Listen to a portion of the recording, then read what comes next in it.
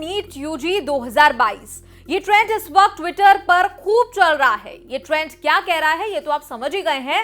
National eligibility cum entrance test को टाल दिया जाए, लेकिन ये एग्जाम है कब और इसे टालने की मांग आखिर क्यों हो रही है और इसके टालने से आखिर किसे फायदा होगा और किसे नुकसान, बताएंगे आपको स्टूडेंट्स का पक्ष, एनटीए का पक्ष और दिखाएंगे ट्विटर पर इसी मांग की बाढ़।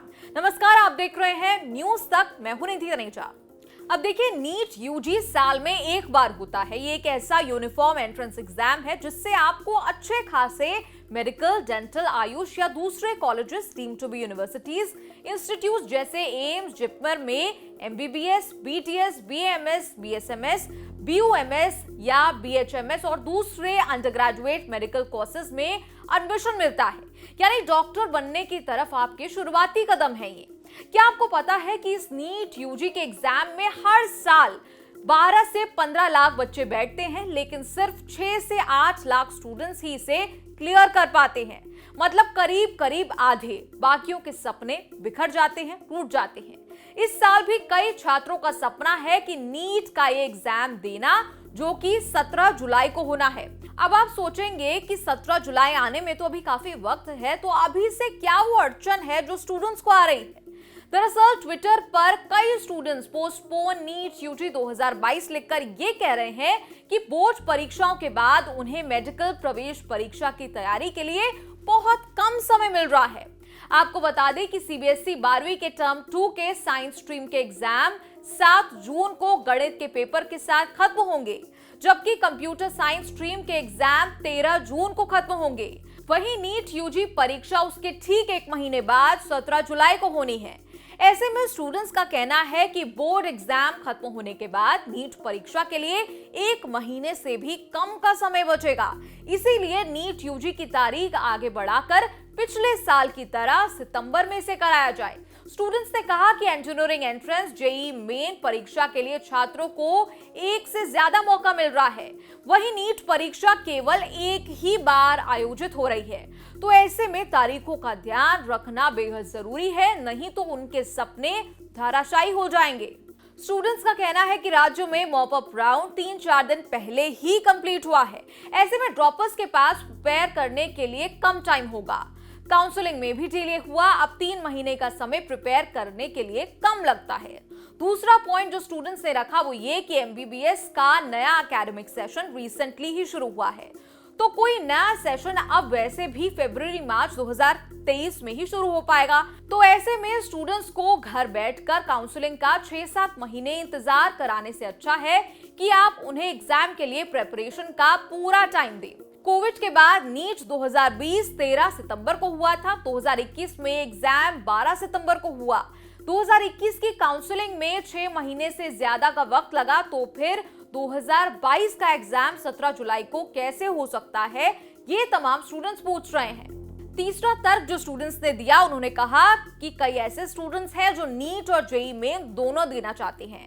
जेईई मेन का दूसरा सेशन 21 जुलाई से शुरू है, यानी नीट के सिर्फ 3 दिन बाद। यहाँ जेईई मेन का जिक्र करते हुए स्टूडेंट्स ने कहा कि इस एग्जाम के तो 2 अटेम्प्ट होते हैं, फिर भी इसे 2 महीने तक स्थगित किया गया है। वहीं नीट यूजी का सिर्फ 1 अटेम्प्ट है और यह आमतौर पर जेईई मेन के बाद होता है, लेकिन अब ये जेईई मेन के दूसरे सेशन से पहले रखा गया है।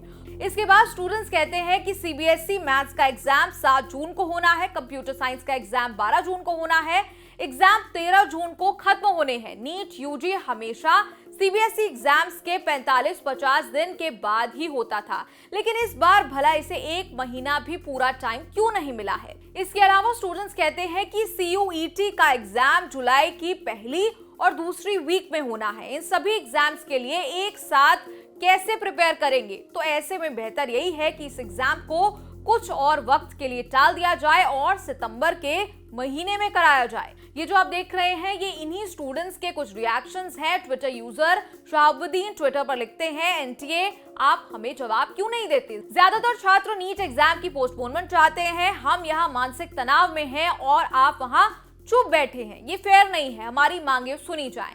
दूसरे यूजर अंशिका लिखती है कि क्या नीट पोस्टपोन करने का कोई रीजन आपको वैलिड नहीं लगता, एनटीए हमारी शिकायतों को अनदेखा क्यों कर रहा है, हमें न्याय चाहिए। राघव दत्ता एक यूजर लिखते हैं कि नीट यूजी पिछले कुछ सालों से सितंबर में हो रहा था, तो 2022 के छात्रों के साथ ये अन्याय क्यों? हम इंसान हैं, कोई मशीन नहीं, इसलिए हमें तैयारी के लिए वक्त चाहिए।